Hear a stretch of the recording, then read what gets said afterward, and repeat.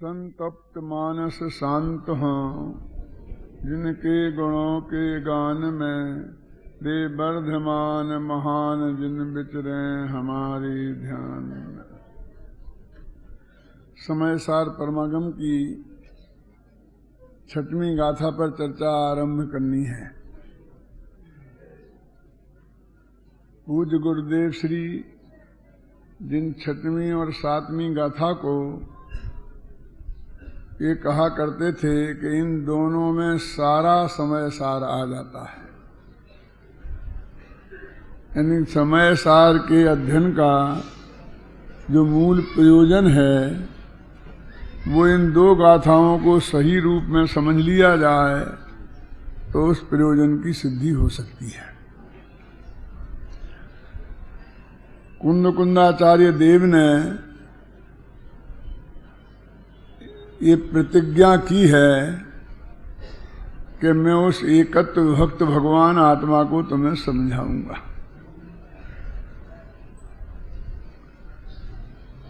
इसमें हम कोई कर्तृत्व का अहंकार नहीं देखें कि कोई तो किसी को समझा ही नहीं सकता है। पूज्यपाद आचार्य तो लिखते हैं कि भाई मुझे तो समझाने का विकल्प भी नहीं आता। कि क्यों नहीं आता कि जो सामने बैठे हैं द्रव्य दृष्टि से देखता हूं तो सब ज्ञान के घन पिंड हैं, इन समझ के पिंडों को क्या समझाना। पर्याय की दृष्टि से देखता हूं, ख्याल में है ना, तो जो आंखों से दिखाई देता है ये तो सब जड़ हैं, जड़ों को क्या समझाना। इसलिए मैं तो अपने में जाता हूं। जिनवाणी के विभिन्न वचन विभिन्न अपेक्षाओं से कहे जाते हैं। जो कर्तृत्व के अहंकार को तोड़ने में सबसे मजबूत चोट किसी आचार्य ने दी है तो उसका नाम है कुंद। कोई किसी को समझा नहीं सकता। ये यदि किसी ने समझाया है तो उनका नाम है आचार्य कुंद। सोनगढ़ का पंच कल्याणक प्रतिष्ठा महोत्सव था, सन 74-75 की बात है, और समाज के बड़े बड़े विद्वान आए थे। वहां विद्वत सम्मेलन था। पंडित फूलचंद जी उस विद्वत सम्मेलन के अध्यक्ष थे, मैं संयोजक था। कैलाश चंद जी और जगनमोहन लाल जी मुख्य अतिथि थे। तो कैलाश चंद जी ने अपने भाषण में कहा कि हमने तो सुना था कि कानजी स्वामी ये कहते हैं कि निमित्त कुछ नहीं है, निमित्त करता नहीं है, निमित्त ख्याल में है ना। लेकिन हमने तो यहाँ देख रहे हैं कि इन महापुरुष कानजी स्वामी के निमित्त से 25,000 लोग यहाँ आए।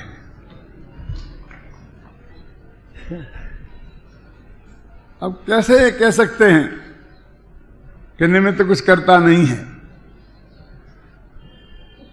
मैं संयोजक था तो मैंने वहां कहा कि गुजरात में भयंकर आग लग रही है। उस वक्त बहुत खराब स्थिति थी, जिन लोगों में उन्हें कल्पना है उसका पता है। ऐसी आग में भी कूद कर ये लोग ये सुनने आए हैं कि निमित्त कुछ करता नहीं।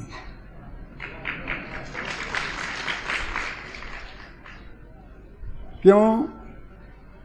क्योंकि घर घर जाकर लोगों ने उन्हें बताया है कि एक कांजी स्वामी हैं जो भारत के पश्चिम भाग सोनगढ़ में रहते हैं और वे कहते हैं कि निमित्त करता नहीं है। उनके संदेश को उनके विरोधियों ने जाकर घर घर पहुंचाया और उन सबको ये जिज्ञासा हुई कि हम भी तो सुन के आए कि वे कहते हैं कि नहीं कहते हैं, कि क्या कहते हैं। हम दूसरों के मुख से उनकी बात को क्यों सुने जब वे स्वयं अभी मौजूद हैं। तो वो क्या कहते हैं हम तो उनके मुख से ही सुनेंगे। इसलिए जो हमारे आमंत्रणों से नहीं आए हैं, हमें नापसंद करने वाले लोगों के आमंत्रण से आए हैं। क्या लगे ना। तो कैलाशन जी को थोड़ा सा अच्छा नहीं लगा होगा, क्योंकि वो तालियां भी बहुत पिटी थी। मेरे कहने का अर्थ ये है कि कुंदाचार्य देव ने सबसे ज्यादा कर्तृत्व के अभिमान पर चोट की है। आत्मा करता नहीं है, पूरा कर्ता कर्म अधिकार, फिर सर्व ज्ञान अधिकार में भी वही घोटाई की है। वे भी कह रहे हैं कि मैं तुम्हें क्या एकत्व भक्त आत्मा समझाऊंगा, और समझा दूं तो बेटा समझ लेना, चूक जाऊं तो छल ग्रहण नहीं करना। क्या? लेकिन मैं तुम्हें एकत्व भक्त भगवान आत्मा समझाऊंगा, और अपने वैभव से समझाऊंगा, यानी आगम के सेवन, युक्ति के अवलंबन, परंपरा गुरु के उपदेश और आत्मा के अनुभव से जो मेरा वैभव उत्पन्न हुआ है, उसका अर्थ ये है कि तुम ये मत समझना कि ये सब मैं अपनी मति कल्पना से कह रहा हूं, ये मेरी उपज है। ख्याल में है ना? लोग कहते कांजी स्वामी क्रमबद्ध पर्याय, तो कांजी स्वामी की है। वो कहते हैं ये बहुत बड़े सौभाग्य की बात है कि क्रमबद्ध पर्याय मेरी हो, लेकिन ये तो अनंत सर्वज्ञों के द्वारा बताई हुई है, मैंने तो सिर्फ बताई है, ये मेरी कैसे हो सकती है? ख्याल में नहीं ना? ऐसे ही वो यहाँ कहते हैं कि मैं ये सब आगम के आधार से कहूंगा, एक बात भी आगम के विरुद्ध नहीं कहूंगा। ये उनका ये कहने का आशय ये है कि आगम के सेवन से मेरा वैभव उत्पन्न हुआ है, और मैं जो तुम्हें एक आत्मा की बात समझाऊंगा, उस वैभव से समझाऊंगा, माने मैं आगम के विरुद्ध जाकर कुछ कहने वाला नहीं हूं। ये गारंटी आपको दे रहे हैं। और ये बात मैंने अकेले आगम से पढ़कर नहीं जानी है, मैंने उसे तर्क की कसौटी पर प्रमाण और न्यायों के माध्यम से बहुत अच्छी तरह परखा है।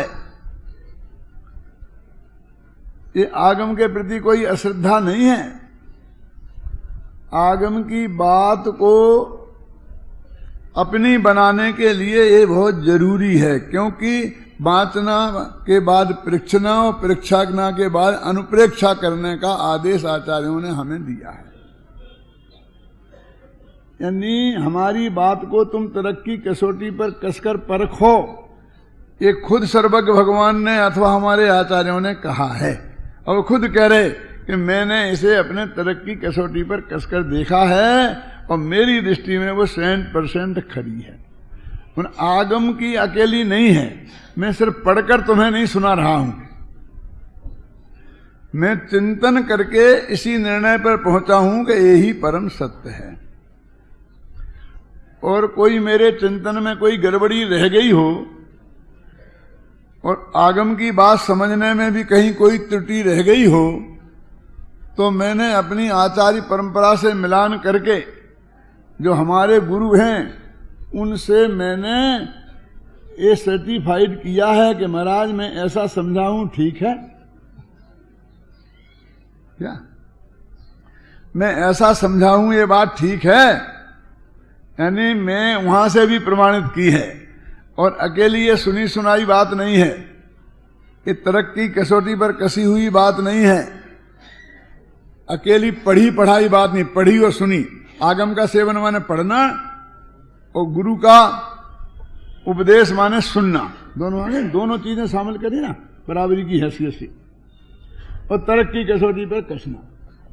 और फिर मैंने अनुभव की मुद्रा से इसको मुद्रित किया है, मैंने अंदर जाके देखा है कि ये बात जो बताई रही है वो बिल्कुल मेरे अनुभव में आई है। इस तरह ये बात 4 छेद में से निकली हुई है। ये बात कहने की उन्हें क्या जरूरत पड़ गई थी? नंद भाई, उनमें अनंत श्रद्धा रखने वाले शिष्य सामने बैठे थे, जो उनके मुख से निकलता, जो उनकी लेखनी से लिखा जाता, किसी के चित्त में एक विकल्प की तरंग भी उठने वाली नहीं थी कि ऐसा है या नहीं है। क्यों? फिर भी उनने अपनी इतनी सफाई क्यों दी कि वो कहते हैं कि देखो भाई, मैं जो बात कहने जा रहा हूं वो इतनी बड़ी है, इतनी बड़ी है, इतनी बड़ी है कि वो मेरे नाम से नहीं चल सकती।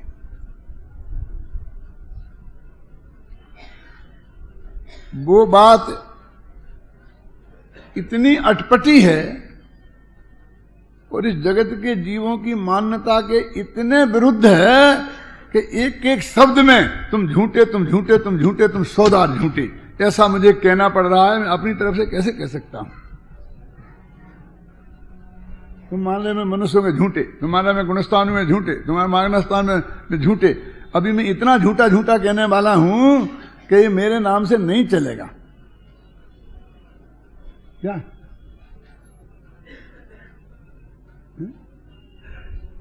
इसमें सर्वज्ञ की साक्षी मुझे देनी ही पड़ेगी, और वो सर्वज्ञ की वाणी को मैंने कैसे अपने तक उतारा है वो मुझे बताना पड़ेगा। क्यों? क्योंकि मुझे ये बात इतनी महान है, ये एक कहकर वो अपनी विषय वस्तु की महानता का ज्ञान करा रहे हैं कि तुम इसे हल्के रूप में लेकर नहीं सुनना, तुम मुझे कुंद कुंद की बात समझकर मत सुनना पड़ना, तुम इसे भगवान महावीर की बात सुन के समझना पड़ना। ये कहना चाहते हैं वो इनडायरेक्टली शब्दों में, और न केवल एक जगह, 100 जगह समय सार में कहा होगा। भणिदा खलु सभ्य दर्शी हम जिणे ही निर्दिठम। जिनेन्द्र भगवान ने ऐसा कहा है, सर्वज्ञ भगवान ने ऐसा कहा है। गुरुदेव की भाषा में कहे तो गणधर देव की उपस्थिति में, 100 इंद्रों की उपस्थिति में डंके की चोट तीर्थंकर परमात्मा जो अपनी दिव्य ध्वनि में कह रहे थे, ये वो बात है, ये कांजी स्वामी की बात नहीं है। कुंद कुंद कहते हैं मेरी भी बात नहीं है, इसलिए उन्होंने ये बात की। विशुद्धि लब्धि के संदर्भ में मैं इस बात को ऐसे कहता हूं कि विशुद्धि लब्धि का अर्थ क्या? तो कसाई की मंदता, लेकिन उस वहां जो टोडरमल जी ने लिखा है मोह मंद हो। दादा क्या लिखा है? तो उसमें पीछे थोड़ा रहस्य है कि अकेली कसाई जो है वो चारित्र मोह है। अकेले चारित्र मोह के मंद होने से तेरे को तत्व की बात समझ में नहीं आएगी। मिथ्यात्व मंद होना चाहिए बसंत भाई। क्या मोह में दर्शन मोह की मुख्यता, वो दर्शन मोह भी शामिल करना चाहते हैं, कसाई को छोड़ना नहीं चाहते हैं। तो मोह शब्द डाला उसमें, मोह जिनका मंद हुआ है। अब मोह मंद होने का और कसाय मंद होने का अर्थ क्या, जो मैं ये करता हूं वो कहता हूं। वो ये कहते हैं आचार्य कि जो अध्यक्षना लब्धि में तुम्हें आचार्य देव बताने वाले हैं वो ऐसी बात है कि तुमने आज तक सुनी नहीं है, तुम्हारे चित्त में इतनी आसानी से उतरने वाली नहीं है। मैं अशोकनगर में रहता था, करीब 43 साल पहले की बात बोलता हूं। तो एक मेरे श्रोता थे, नन्नू लाल जी थे, नन्नू भैया हम उन्हें बोला करते थे। अब तो उनका स्वर्गवास हो गया होगा, बहुत बुजुर्ग थे। तो जब भी मैं प्रवचन करता था वो मतलब मेरे कट्टर विरोधी थे, और मेरे अलावा किसी का प्रवचन उन्हें पसंद नहीं आता था। सच बोलता हूं एकदम। तो वो ये कहते थे ये बात तो हमने कहीं देखी ही नहीं, आज तक पढ़ी नहीं। तो उनका एक परमानेंट शब्द था जो उन्हें सैकड़ों बार दोहराया, और मेरा उनके प्रति परमानेंट एक उत्तर था जो मैंने सैकड़ों बार वही का वही दोहराया कि इसमें मेरी क्या गलती है। यानी आपने नहीं देखी, आपने नहीं पढ़ी, आपने नहीं सुनी, इसमें मेरी क्या गलती है? देखो ये शास्त्र में लिखी है ना, अब आपने नहीं पढ़ी तो मेरी क्या गलती है? महेंद्र कुमार जी, ये तो आपका अज्ञान प्रदर्शित हो रहा है और आप हम पर आरोप लगा रहे हैं। और फिर आपने कितने शास्त्र पढ़े जो आप ऐसा कह सकते हैं मैंने शास्त्र में नहीं पढ़ी है? क्यों? कितने शास्त्र पढ़े? अरे गुरुदेव जैसे लोगों ने जो सारी जिंदगी एक एक समय इसमें ही लगाया, वे भी नहीं कह सकते हैं इस पंचम काल में कि मैंने सब कुछ जान लिया और सब कुछ देख लिया, तो सर्वज्ञ हो जाते ना। ना मैं केवली हूं, ना मैं शुद्ध केवली हूं। आगम की कोई बात है? अपार है आगम। अपार शब्दम किल शब्द शास्त्रम, क्या बुद्धिश्च अल्पा, और क्या है? शब्द शास्त्र अपार है, बुद्धि अल्प है। विघ्न बहुत हैं, इसमें बाधा बहुत उपस्थित होती हैं, है ना। इसलिए मैं कब कहता हूं, तो वो कहते हैं कि अब यदि तुमको दिख रहा कि शास्त्र की बात है तो इस पर गंभीरता से विचार करो, मेरी बात नहीं है।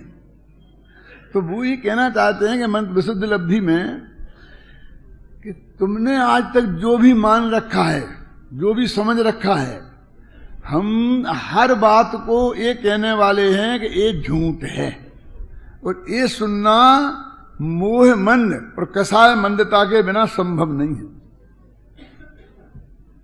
हमारी कैसी आदत है ना, ये तो माताएं बहनें हैं ना, एक सास और बहू मंदिर में रोजाना मिलती हैं, उनकी दोनों सास बहू एक ही नहीं, किसी की सास और किसी की बहू, समझना, और उनका संवाद होता है। तो वो जो सास नाम का प्राणी है ना, वो बहुओं की आलोचना करती है, बहू आजकल की ऐसी हैं, ऐसी हैं, ऐसी हैं, ऐसी हैं, ऐसी हैं। तो वो जो दूसरी बहू है ना, वो समझती है कि मेरी बात नहीं, तो इसकी बहू की बात है। तो वो सच्चे दिल से ठीक कहती हो, अम्मा जी आप ठीक कहती हो, ठीक कहती हो, ठीक कहती हो, लेकिन सासें भी ऐसी हैं, और फिर वो सासों का बखान करती है। तो अम्मा जी कहती है इसकी सास की बात है मेरी नहीं है। तो वो कहती है तुम बिल्कुल ठीक कहती हो, तुम बिल्कुल ठीक कहती हो। जब तक एक दूसरे का समर्थन नहीं करें तो उनका संवाद चल नहीं सकता। क्या तुम कुछ भी कहो अनाप शनाप, और हम इतना नहीं कहें कि ठीक है, तो संवाद आगे बढ़ नहीं सकता। टोडरमल जी इसके बहुत माहिर थे, इस मनोविज्ञान से बहुत बड़े घने परिचित थे। तो वो हर प्रश्न के जवाब में तुम ठीक कहते हो, लेकिन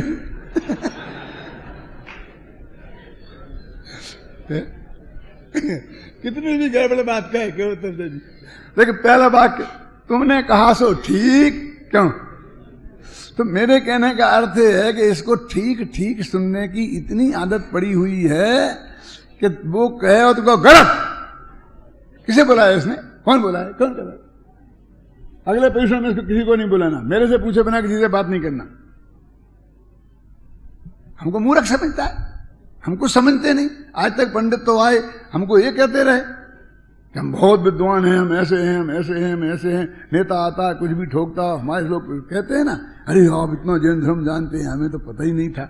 उन्हें मालूम क्या जैन धर्म सुनाया था? भगवान महावीर ने कहा कि पाकिस्तान यदि हमारी तरफ आंख उठाएगा तो हम मुंह तोड़ जवाब देंगे। ये कहा था नेताजी ने।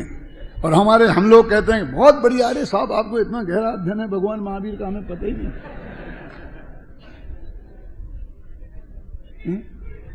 तो इसलिए कहते हैं भाई कि हम जो कहने वाले हैं, तेरी जो मान्यता है आज तक की, वो एक एक झूठ है।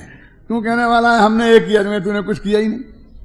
तूने कहा मैंने ये त्याग दिया कि आत्मा त्याग उपादान शून्य तो शक्ति से युक्त है, हम ये कहने वाले हैं। बोल, हम तेरी किसी बात का भी समर्थन करने वाले नहीं हैं। अब बोल, तेरे को सुनने की ताकत है और हर बात पे अंदर से हका रहा है प्रमाण वचन गुरुदेव, तो तेरे को विशुद्धि लब्धि है। ते विशुद्धि लब्धि की शर्त ये है कि मुनिराजों की जो आहार के दान की में नवदा भक्ति होती है, वो क्यों होती है? महाराजों को 9 दफे नमस्कार करवाने का शौक नहीं है, लेकिन अब उन्हें तो पता ही नहीं है कौन का घर है, कैसा घर है, शुद्ध आहार है, अशुद्ध आहार है, जैनी है, अजैनी है। तो उनके पास क्या उपाय है कि इसका घर भोजन करने लायक है?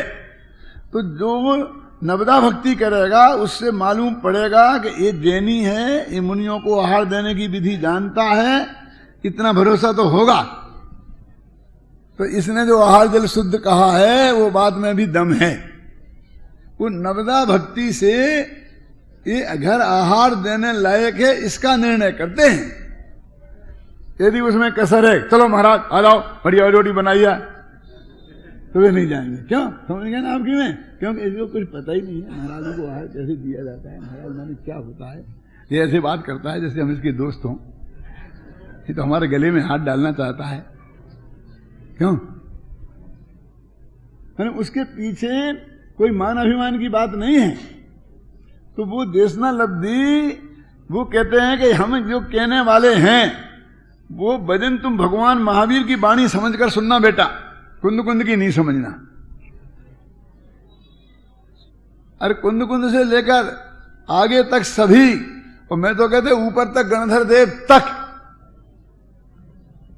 क्यों? वो ये कहते हैं कि ये भगवान महावीर की वाणी है।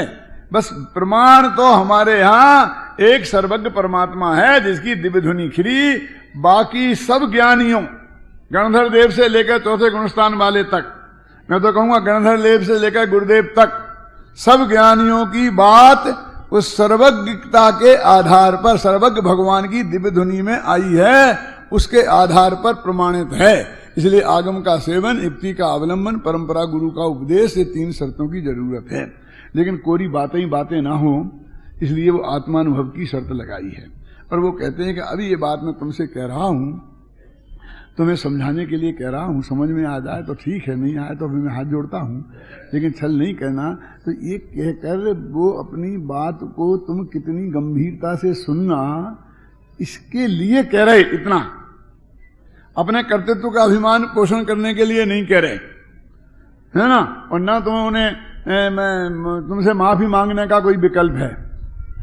अपने यहां तो कितना स्पष्ट है, खामैमि सभ्य जीवानाम सभ्य जीवा खमन तुम्हें, आया ना, मैं सब जीवों को माफ करता हूं और सब जीव मुझे माफ करें।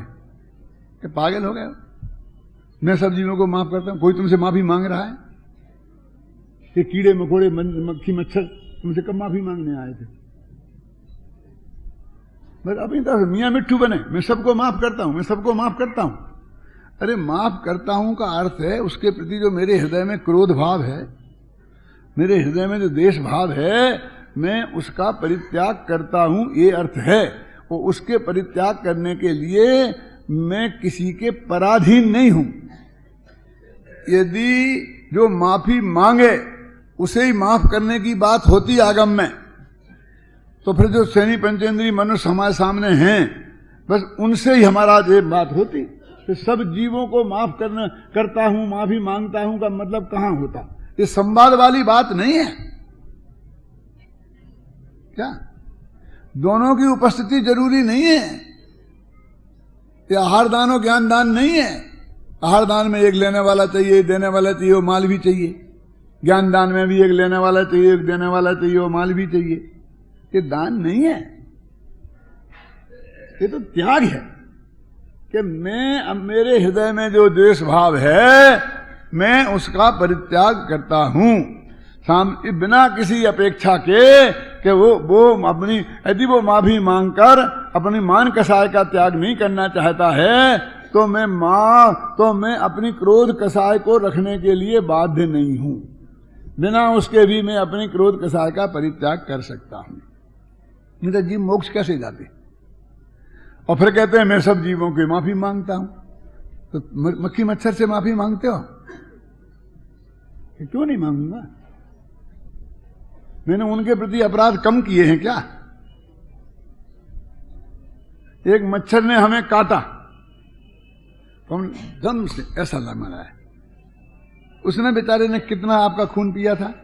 एक बूंद। अरे बूंद के भी 1/4-5 पेट कितना है उसका? तो क्यों पिया था? तुमसे उसका बैर था? उसे बेचारे को पेट भरना था। ना तो उसकी खेती होती है, ना धंधा है, ना दुकान है, ना नौकरी है। क्यों? यहां जहां है यदि पेट नहीं भरेगा तो मर जाएगा। उसकी तो वो मजबूरी है कि जहां से उसको जो कुछ भी मिले सिर्फ इतना सा चाहिए। कितना? 2 रोटियां नहीं चाहिए। तूने उसके बदले में उसका अपना खून निकाल लिया, उसका खून निकाल लिया, उसकी जान भी निकाल दी। तूने कम अपराध किया है उसके प्रति।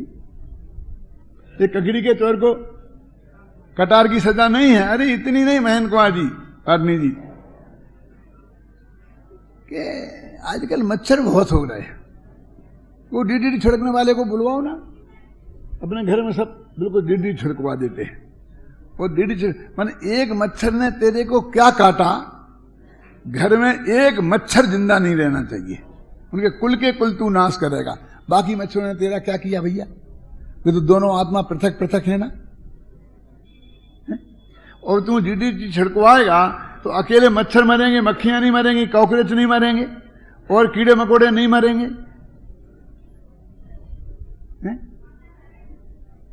कितना अपराध किया तूने, बिना बिना उनके कोई तेरे से अपराध किया, उनने तो नहीं काटा था ना तेरे को। और दुर्भाग्य से यदि म्युनिसिपैलिटी का अध्यक्ष हो गया तो पूरे जयपुर में एक मच्छर नहीं रहना चाहिए, समझ में है ना। और मुख्यमंत्री हो गया तो पूरे प्रांत में एक मच्छर नहीं रहना चाहिए। और महादुर्भाग्य से प्रधानमंत्री हो गया तो पूरे देश में एक मच्छर नहीं रहना चाहिए। और महादुर्भाग्य से अमेरिका का राष्ट्रपति हो गया तो विश्व के किसी कोने में मच्छरों को जगह नहीं मिलना चाहिए। क्यों? खत्म करने। एक वकील साहब थे अपने विदिशा में, नंद किशोर जी नाम था, और गुरुदेव के प्रवचनों में बहुत जाते थे हमारे साथ, बहुत मतलब। तो वे म्युनिसिपैलिटी के अध्यक्ष बन गए विदिशा में। अब उनके पास वो फाइल आई डीडीटी छिड़काने की सारे विदिशा में। तो उन्होंने कहा मैं तो इस पर साइन नहीं करूंगा। तो उन्होंने कहा ये तो हो नहीं सकता, अध्यक्ष के साइन के बिना डीडीटी छिड़की नहीं जा सकती, कि मैं तो नहीं करूंगा। उन्होंने इस्तीफा दे दिया। तो अब इसमें प्रतिज्ञा कर ली कि मुझे नहीं बताना बोला। ऐसे भी अपने मुखियों में थे क्या कि मुझे नहीं, कि मैं इतने मच्छरों को मारने का आर्डर नहीं दे सकता, नहीं दे सकता, नहीं दे सकता। तो उन मक्खी मच्छरों के प्रति भी हमने बहुत अपराध किए हैं। तो उनसे हमें माफी मांगना चाहिए कि नहीं मांगना चाहिए? कि साहब बेचारे समझते ही नहीं हैं। क्यों? कि वे समझें कि नहीं समझें, लेकिन तूने अपने अपराध को स्वीकार करके अपने चित्त को तू निर्मल कर ले, है ना। अपने प्रतिक्रमण में यही तो है ना, हाँ मैं सभ्य जीवाणाम सभ्य जीवा खमंतु में, ख्याल में आई ना। मिट्टी में सभ्य भूदेशु, क्यों? सब जीवों से मेरी मित्रता। मित्रता माने मित्रता नहीं जिसे आप मित्रता समझते हो। क्यों? वो पंडितों की कहानी आती है ना कि 4 विद्वान बनारस से पढ़ के आए थे और अपने घर जा रहे थे, तो हर बात वे शास्त्र में देख के करते थे। माने जो शास्त्र का ज्यादा उदाहरण देते हैं ना हर बात में, उनकी मजाक उड़ाई है उस कहानी का में। क्या सुन भाई, हर बात में शास्त्र, हर बात में शास्त्र, तो उनकी मजाक उड़ाई है। तो वो जा रहे थे रास्ते में, तो अब कहाँ जाना चाहिए? 2 रास्ते आ गए, तो इधर जाना कि इधर जाना। तो शास्त्र खोलो। किसी से पूछे, ग्वालों से क्या पूछे, हम तो पंडित हैं, हम तो शास्त्र में देखेंगे। किसी ग्वाला था ना, पूछ लेते कि हमें कोटा जाना है, कौन सा रास्ता है? नहीं। तो शास्त्र में लिखा था तर्को प्रतिष्ठा श्रुतयोर विभिन्ना नेकोर मुनिर्यस्य वच प्रमाणम धर्मस्य तत्वम निहित गुफायाम महाजनो येन गता सपंथा। एक कहानी लिखी है, कहानी मालूम आपको? विश्व के सबसे अधिक बिक्री वाले ग्रंथ में 105 भाषाओं में जो छपा है, हिंदुस्तान की सर्व अधिक प्रचलित लोकप्रिय कृति, नाम सुना? पंचतंत्र, विष्णु शर्मा की पंचतंत्र। क्या अर्थ है जो मैंने बोला? तर्को अपने अर्थशास्त्री में उद्धृत है। जो अर्थशास्त्री पढ़ते तुम्हारे है कोर्स में, किसी के आचार्य के में है ना? नहीं पढ़ते हैं, 10 नंबर की नहीं पढ़े काम चला लेते हैं। तर्को प्रतिष्ठा श्रुति और विभिन्ना। तर्क अप्रतिष्ठित है। कि क्यों अप्रतिष्ठित है? कि जो ज्यादा बुद्धिमान होगा ना, वो कम बुद्धिमान को हरा देगा, अपनी झूठी बात भी सिद्ध कर देगा। क्यों? है ना। इसलिए तर्को अप्रतिष्ठा, तर्क अप्रतिष्ठित है, उसकी प्रतिष्ठा नहीं है वस्तु के स्वरूप के निर्णय में, है? इसलिए कौन सा रास्ता होगा, ए होगा कि ए होगा, ये तर्क करने से काम नहीं चलेगा। श्रुति और विभिन्ना, और शास्त्र बहुत हैं। एक शास्त्र कहता है ये ऐसा ही है, एक शास्त्र कहता है उसके विरुद्ध सही है, एक कहता है ये सही है, एक कहता ये सही है, कोई कहता है पूरब में है कोटा, कोई कहता है पश्चिम में है कोटा। अब जयपुर वाला मालक पूरब में कहेगा तो कलकत्ते वाला पश्चिम में कहेगा कि नहीं कहेगा? अगर शास्त्र बहुत अलग अलग हैं और उनमें कुछ कंफ्यूजन बहुत है। तर्को प्रतिष्ठा श्रुति और विभिन्ना नेकोर मुनिर्यस्य च प्रमाणम। ऐसा एक मुनि नहीं है कि जिसकी वाणी को हम प्रमाणित मान लें, कि वे सब मुनि एक दूसरे को झूठा कहते हैं। ये मुनि अपने मुनियों की बात नहीं है, कुंद कुंद अमृतचंद की बात नहीं है, और आज के जो अपने मुनि हैं उनकी बात भी नहीं है। ये कपिल मुनि, सांख्य के मुनि, बात समझे ना वे, मतलब जो धर्म है ना उनकी बात है। आता ना कल्पो यदि सर्वज्ञो सुगतो नेति का प्रमा, सुगतो यदि सर्वज्ञो कपिलो नेति का प्रमा, नेकोर मुनिर्यस्य च प्रमाणम। तो तत्वस्य धर्मस्य तत्वम निहिता गुफायाम, धर्म का तत्व गुफा में प्रवेश करके अंधे अंधे में चला गया है। अब क्या करें, हमारी तो समझ में नहीं आता कौन से रास्ते पे जाए, माने हम धर्म कौन सा धारण करें, कौन से रास्ते में जाए, माने धर्म का रास्ता। तो उसका जवाब दिया महाजनो येन गता सपंथा। जो ज्ञानी धर्मात्मा, महाजन माने महानतस जना, माने ज्ञानी धर्मात्मा जिस रास्ते से जाएं उस रास्ते से जाना चाहिए। महाजनो येन, तो महाजन का अर्थ क्या है?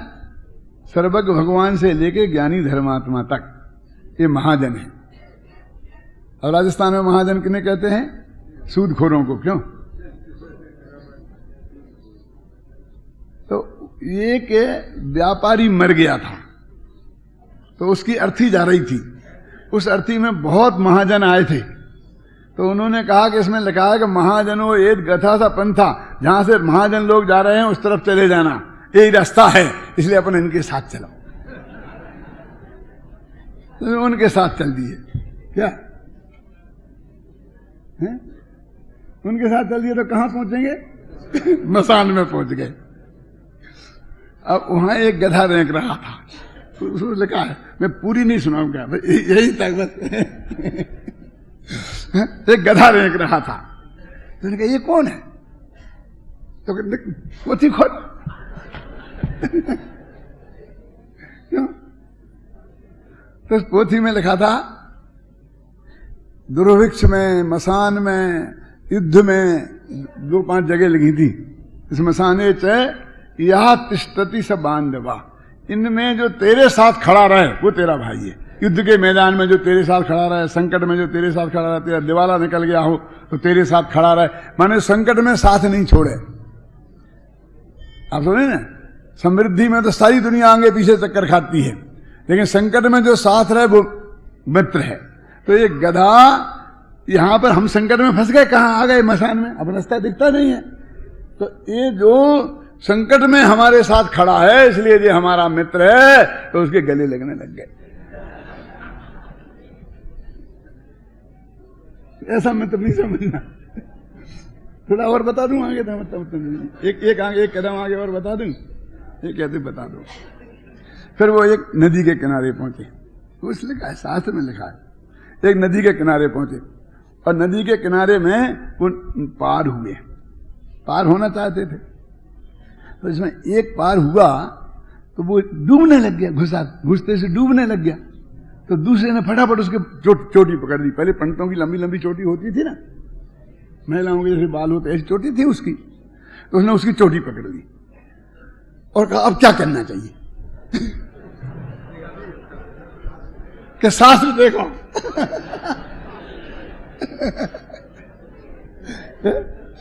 कि शास्त्र देखो। तो फटाफट शास्त्र खोला गया, तो उसमें लिखा था, सर्वनाश समुत्पन्ने अर्धम त्यजति पंडितः। यदि सर्वनाश का मौका आ जाए, यदि सब चीज नष्ट हो रही हो, तो पंडित लोग आधे को छोड़ देते हैं, आधे को बचा लेते हैं। अब व्यापारी लोग भी ऐसे ही करते हैं ना, सारा पैसा डूब रहा हो, क्यों? वो 50% में समझौता करता है, तो आनंद भाई निपटाते हो कि नहीं निपटाते हो? और खुश होते हो कि 50% आज का मुनाफा हो गया, 60% ही जा रहा था, क्यों? 10,000 नगद ले गया था, ब्याज में आज तो दूर। अब आज कहता सेठ जी 5,000 है, ले तो ले लो, नहीं तो फिर क्या करूँ ला भैया। तो आज कहते 5,000 कमाए मैंने। तो सर्वनाश समुत्पन्ने अर्धम त्यजति पंडिता, तो इसका सर्वनाश आ गया है, तो अपन को आधा छोड़ देना चाहिए, आधा रखना चाहिए। तो गर्दन से काट लिया।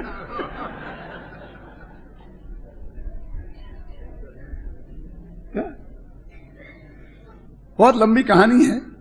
वो कहानी लिखकर वो लेखक क्या बताना चाहता है कि शास्त्र का तो बहुत महत्वपूर्ण चीज है, लेकिन उसके बाद अपना विवेक भी है, युक्ति का अवलंबन भी है, समझे ना, परंपरा गुरु का उपदेश भी है और अनुभव भी है। अकेले शास्त्र के लकीर से नहीं, ऐसा करोगे तो ये दुर्दशा तुम्हारी हो जाएगी। ये बताना उनका उद्देश्य है क्या। तो ये कह रहे हैं कि मैं तुम्हें इतनी ईमानदारी से कह रहे हैं कि ये बात जो तुम्हें बता रहा हूं वो इतने लोग उसके साथ में हैं।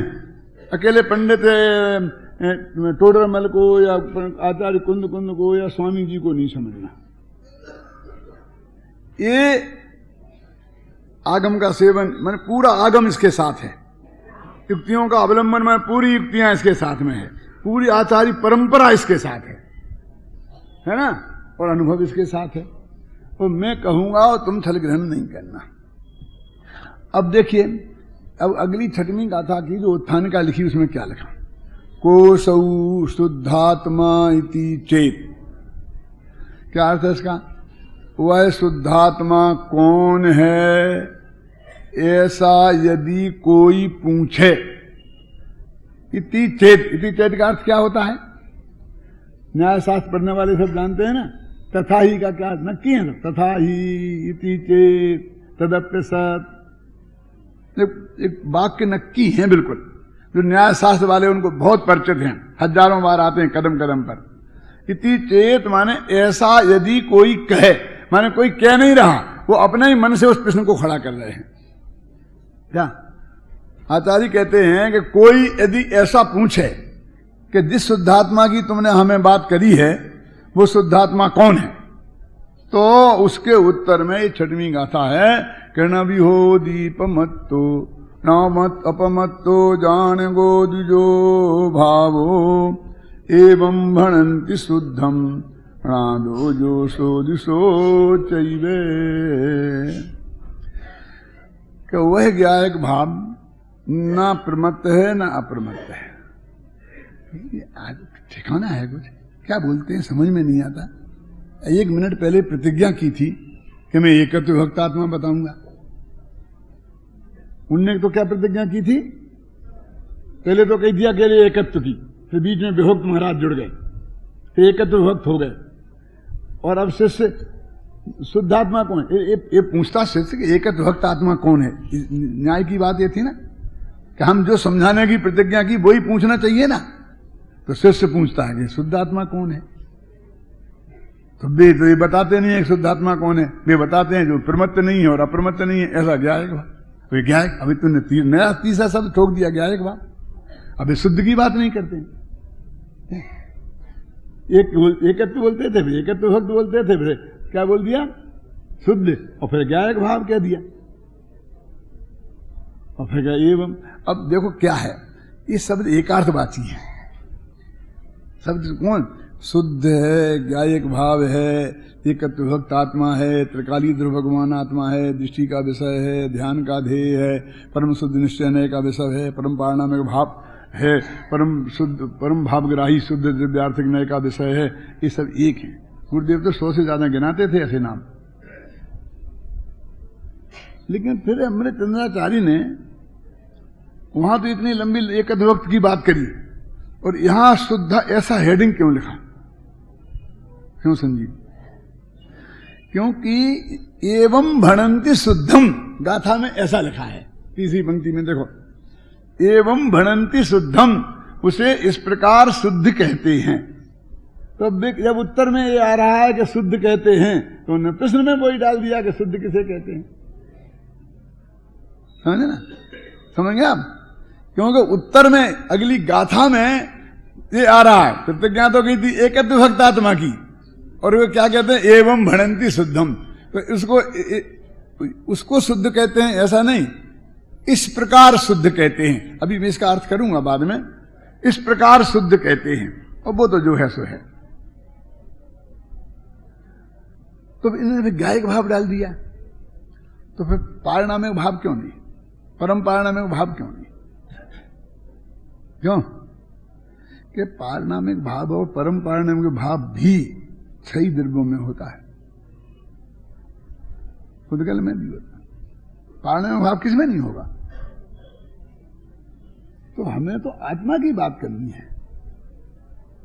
यद्यपि त्रिकाली ध्रुव भगवान आत्मा परम पारणमिक भाव रूप है, ये परम सत्य है, लेकिन परम भाव जो पारणमिक भाव शब्द है वो 6 ही द्रव्यों में प्रयुक्त होता है, तो अकेले आत्मा में नहीं रहेगा, इसलिए उन्होंने उसकी जगह ज्ञायक भाव शब्द का प्रयोग किया। और शुद्ध क्यों किया, ज्ञायक भाव क्यों किया, आप समझे ना? तो परम पारणमिक भी क्यों किया? क्योंकि वो जीव भी है ना, माने वो द्रव्य भी है ना, आप समझे ना? द्रव्य है इसलिए पारणमिक भाव, और जीव है इसलिए ज्ञायक भाव। ख्याल में ना, दोनों क्वालिटी उसमें है, लेकिन उसकी पहचान ज्ञायक भाव से होगी। तो वो कहते हैं कि भाई ये तो हमने पूछा है वो क्या है, मलुकनी तुम बोलते वो ये नहीं है, वो ये नहीं है, वो ये नहीं है, वो ये नहीं है, ये नहीं है वाली बात क्यों कहते? प्रमत्त नहीं है, अप्रमत्त नहीं है, क्यों? ऐसे उसमें लिखा है नेति नेति जाहि वेद बखानत हैं, क्यों? उनके यहाँ लिखा है ना शुद्ध ब्रह्म के लिए कि ब्रह्म में वेद ऐसा कहते हैं कि ना इति, ऐसा नहीं है, ऐसा नहीं है, ऐसा नहीं है, ऐसा नहीं है।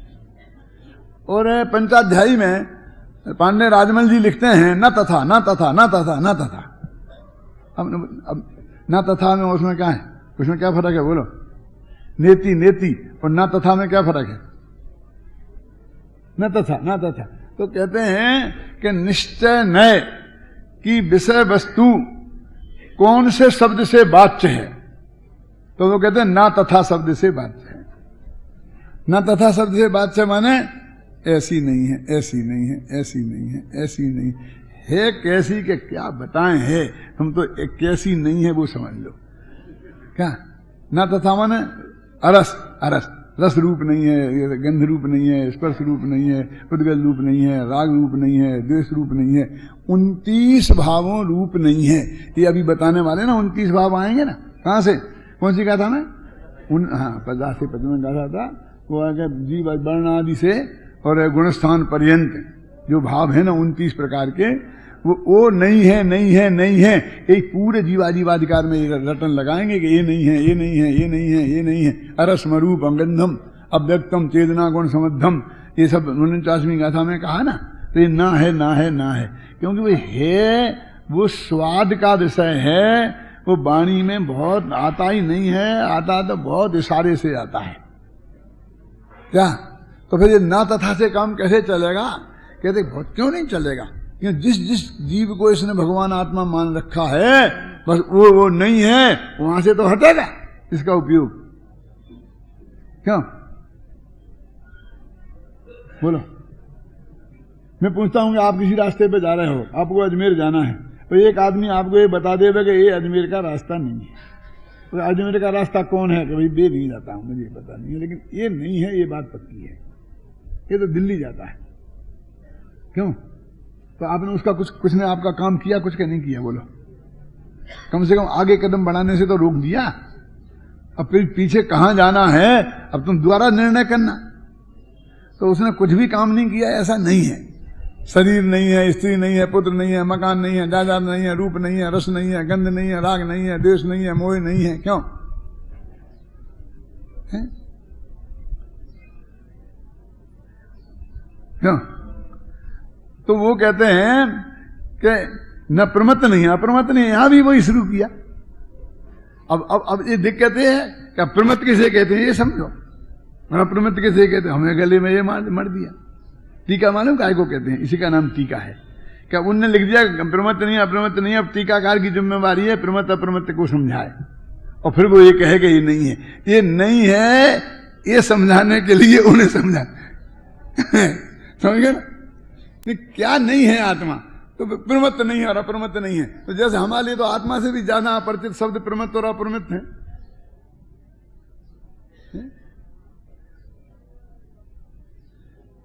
असलियत में बात ऐसी है कि कुंदाचार्य देव छठ में 7वीं गुणस्थान की भूमिका में झूलते थे।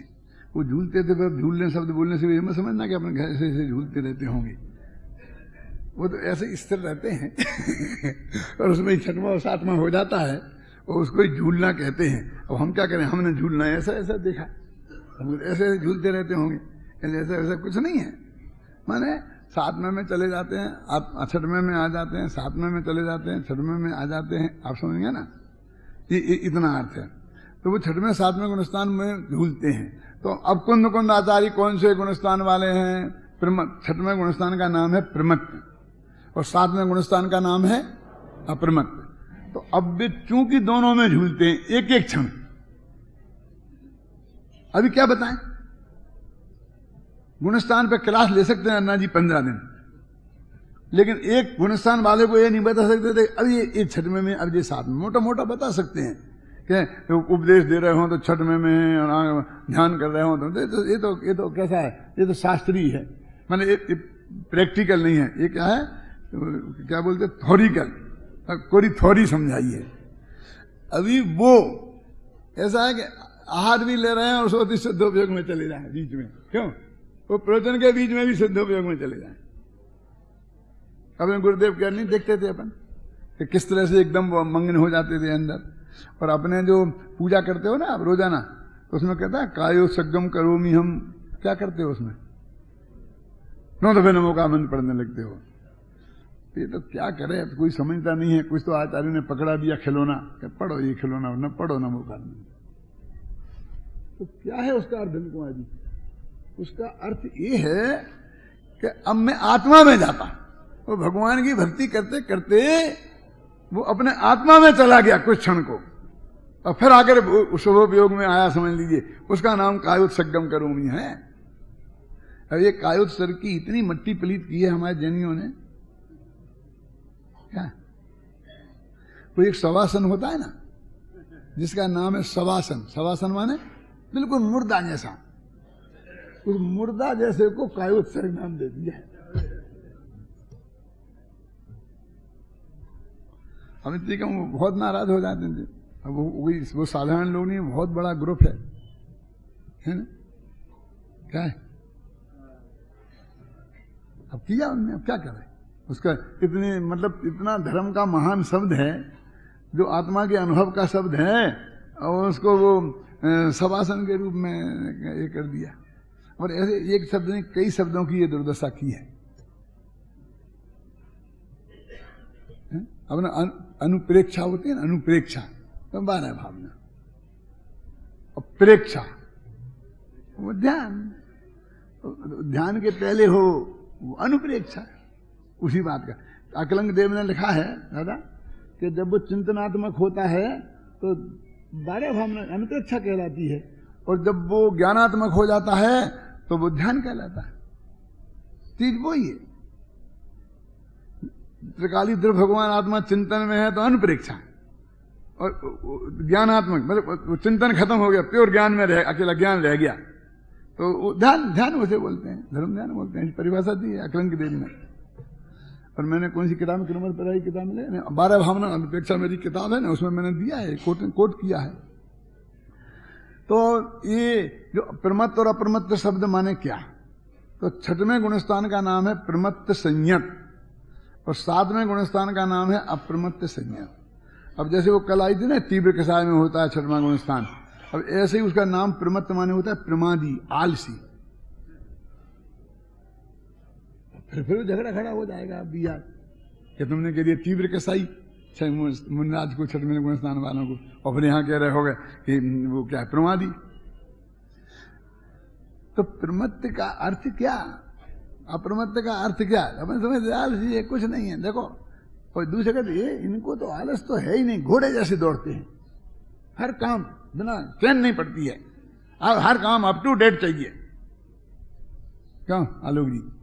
तो वो बिल्कुल आलस नाम की चीज तो हमने इनमें देखी नहीं कभी, भी अप्रमत्त हो गए। अब वो कह रहे जो मुनिराज उपदेश दे रहे, आहार कर रहे, विहार कर रहे, वे प्रमत्त, और जो बिल्कुल कुछ नहीं कर रहे, समझ गए ना आप? आत्मा में गए हैं जो, वो अप्रमत्त। हम दौड़ने भागने वाले को अनालसी कहते हैं। और क्यों? अतगर करे न चाकरी, पंछी करे न काम, दास मलूका कह गए सबके दाता राम। ऐसे भी लोग हैं जगत में, ऐसे भी लोग हैं जगत में। मैं पारोली में था ना, तो एक गाँव सोता था, फूफा जी थे, आप जानते हैं, तो वो बस मस्त रहते थे, कुछ जिंदगी में काम नहीं किया। वो कहते थे कि जब तक बाप जिंदा था बाप करता था मेरा काम, और फिर जब बाप का स्वर्गवास हुआ तब तक मेरा बेटा हो गया था सब काम संभालने लायक। वो बेटे का नाम धर्मचंद था, वो आज भी होंगे। बोले उसके बाद बेटे ने संभाल लिया, अपन तो दास में लूका कह गए सबके दाता राम। तो ऐसे लोग होते हैं इस प्रकृति के, और वे अपने को सबसे महान मानते हैं। क्या कुछ नहीं करते हैं, क्यों? अब वो क्या कहते हैं, और जो कुछ मैं करता हूं करते तो के अभिमान में इतने चूर रहते हैं 24 घंटे, वे अपने को अप्रमादी कहते हैं। तो प्रमाद क्या अप्रमाद क्या, हमको ये समझना पड़ेगा। वो टीका में कार्य ये समझाएगा कि प्रमाद किसे कहते हैं और अप्रमाद किसे कहते हैं। तो कुंद कुंदल एक क्षण में तो प्रमादी हो, एक क्षण में अप्रमादी, समझे ना? समय समय में होता है कि नहीं होता ऐसा? तो अंतर्मुख में तो आत्मा में जाना अनिवार्य है ही, और भाषण यदि 1 घंटा चलता रहा तो बीच में जाएंगे कि नहीं जाएंगे? भाषण के बीच में आत्मा में जाएंगे कि नहीं जाएंगे? तो ऐसे हम कैसे कह सकते हैं अप्रमाद अप्रमादी, अब अप्रमादी अप्रमाद, यानी वो तो शास्त्र में से समझ लेना। ऐसे एक एक आदमी पे ऐसा ऐसा घटित करने की जरूरत 1 मिनट की नहीं है, ना उस रूप में देखने की तुम्हें जरूरत है। टोडरमल जी ने तो कितने शब्द में लिखा, ये 7वें गुणस्थान के 6वें गुणस्थान में है, नमस्कार करना योग है कि नहीं हो? अरे नमस्कार तो व्यवहार का नाम है, बंद बंधक भाव तो व्यवहार है, वो तो 6वें गुणस्थान के ऊपर होता ही नहीं है। पर के साथ बंद बंधक भाव, नमस्कार करने का विकल्प, कराने का विकल्प, आशीर्वाद देने का विकल्प, ये तो 6वें गुणस्थान के ऊपर होता ही नहीं है। तो ये क्या निर्णय करना? तो वो उन्होंने ऐसा क्यों लिखा कि मैं प्रमत्त अप्रमत्त नहीं हूं? इसलिए लिखा कि वे दोनों में आ जा रहे थे ना, तो लोग कहते थे ये प्रमत्त गुणस्थान वाले हैं, अप्रमत्त गुणस्थान वाले हैं। तो वे कहते हैं ना मैं प्रमत्त गुणस्थान वाला हूं ना मैं अप्रमत्त गुणस्थान वाला हूं, मैं गुणस्थान वाला ही नहीं हूं, मैं तो गुणस्थानातीत हूं। ये कहना चाहते, जो है उसका निषेध करना चाहते। बनारसी दास ने क्या किया मालूम? इसका पद लिखा एक, उसमें क्या लिखा? ना मैं गिरस्त हूं और ना मैं जति हूं, ना गिरस्त हूं ना जति हूं। उनने प्रमत्त अप्रमत्त नहीं लिखा, उनने लिखा मैं गिरस्त भी नहीं हूं और यति भी नहीं। तो क्यों लिखा ऐसा?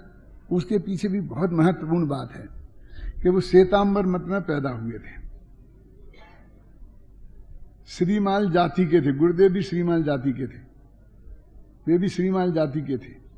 ठीक 300 वर्ष बाद गुरुदेव का जन्म हुआ उनके। वे समय सार पढ़ के दिगंबर बने थे और गुरुदेव भी समय सार पढ़ के दिगंबर बने। तो जैसा उनका आचरण था, ख्याल में आई ना, वो श्वेतांबरों में यतियों का होता है। यति वहां के साधुओं को यति नहीं बोलते हैं, जैसे अपने भट्टारक होते हैं ना, ऐसे वो मंदिरों की व्यवस्था देखने वाले लोग यति होते हैं तो वे साधु, जैसे अपने भट्टारक अपने को साधु भी कहते हैं और मुनि भी नहीं है, वो एक अलग ही कुछ है, जो कुछ भी है भगवान जाने, शास्त्र में तो कहीं कुछ है नहीं। भगवान महावीर को परम भट्टारक लिखा है और गौतम गणधर को भट्टारक लिखा है। अकलंक ने अपने को भट्ट लिखा है, भट्टाकलंक देख क्यों? अब भट्ट भट्टारक परम भट्टारक, अब अकलंक तो भट्ट हैं, वजह भट्टारक हो गया। क्या कहते हैं? गुड बेस्ट बेस्टर होता है, good best good better best, आप सुने ना? तो भट्टारक माने बेटर, आप समझे ना? भट्ट माने गुड और परम भट्टारक माने बेस्ट। अब अकलंक है भट्ट, समझ गया? वजह उनसे बेहतर है क्या? अपने हाथ ये है सब। तो उनके श्वेतांबरों में ऐसी जो रहते थे वो उन्हें यति बोलते थे। तो जो ऐसे कपड़े पहनते थे, रहते थे, देखते थे, सब करते थे। एक उनके ग्रुप के एक लीडर थे, तो इसलिए वहां उनको कहते थे बनारसी यति हो गया। वे कौन कहते थे? श्वेतांबर लोग। और दिगंबर लोग तो गृहस्थ ही मानते थे, जैसे अपने यहाँ लोग हैं ना, कि गुरुदेव को अपन लोग सब गृहस्थ ही मानते हैं ना। और हम सोनगढ़ गए जाते थे तो कहाँ जाना है? रेलवे स्टेशन उतरते, कांजी मुनि के आश्रम में। कहाँ भैया चल, हम उसे नहीं पढ़ाते थे कि मुनि मत कर, गृहस्थ बोल, नहीं तो वो आगम का विरोध हो जाएगा। क्यों? वो पूछते थे कहाँ जाना है, कि कांची मुनि के आश्रम में। कहाँ कांची मुनि के आश्रम में? मेरे कहने का मतलब अपन जानते तो थे ना, तो वे अपने को गृहस्थ मानते थे, श्वेतांबर उनको यति मानते थे। तो वो कहते हैं ना मैं गृहस्थ हूं ना मैं यति हूं, माने ना मैं दिगंबर हूं ना मैं श्वेतांबर हूं, मैं तो भगवान आत्मा हूं। और कुंद कहते हैं ना मैं प्रमत्त हूं ना मैं अप्रमत्त। तो जो पर्याय उनकी थी वे उस पर्याय का निषेध करते हैं कुंद, और बनारसी दास की जो पर्याय थी वे उस पर्याय का निषेध करते हैं। उस दृष्टि से बताते हैं कि ना मैं गृहस्थ हूं ना यति हूं, ऐसा लिखा है। पर देखना उनके उसमें तो मैं प्रमत्त भी नहीं हूं और अप्रमत्त नहीं हूं। तो ये दर्शनाचार्य ने इस प्रमत्त अप्रमत्त का अर्थ लिखते हुए ऐसा लिखा है कि प्रमत्त माने अकेला छठवां गुणस्थान नहीं, पहले से छठवें गुणस्थान तक उसका नाम प्रमत्त। और अकेले कोई उनने अर्थ किया ऐसी बात नहीं है। ये 6 गुणस्थान प्रमत्तों के हैं। क्योंकि प्रमाद कितने प्रकार का होता है संजीव? 15 प्रकार का होता है ना। इंद्रियतः कहा विकहा तहा कहाया, इंद्रिय निद्रा तथा, ऐसा ना 4 विकथाएं, 4 कसाएं, 5 इंद्रियों की अधीनता, निद्रा और स्नेह, ये 15 चीजों के मिक्सचर का नाम है प्रमाद। क्या बोलो प्रमाद किसे कहते हैं? बोलो आलोक जी। इसमें 15 चीजें मिक्सचर हैं और ये तो 15 हुई, और इनके भंग बनते हैं 80। कोमरसार में देखना, ख्याल में है ना कैसे बन जाएंगे 80? कि 4 विकथाएं और 4 कसाएं कितनी हुई? 16। गुणन फल लगाओ 16 और 5 इंद्रियाधीनता तो 80 होगी ना। 16 पंचे 80। और अब निद्रा उसने एक ही एक है, 80 में 1 का गुणा करोगे तो क्या आएगा? और फिर जो गुणा फल है उसमें 1 का गुणा करो तो क्या आएगा?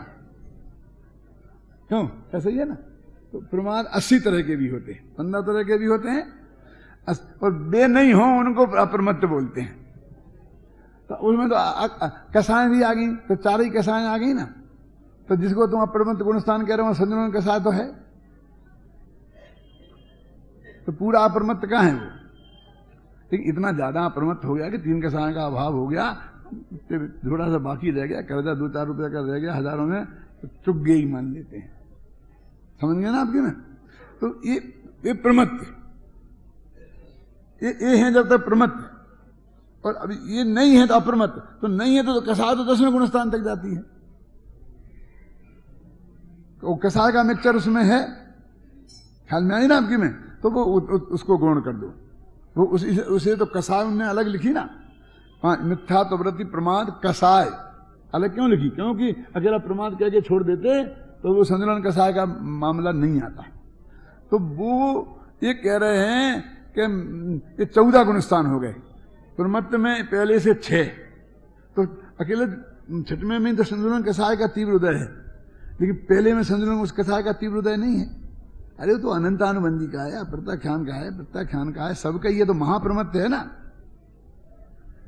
वो तो सबसे छोटा प्रमत्त है।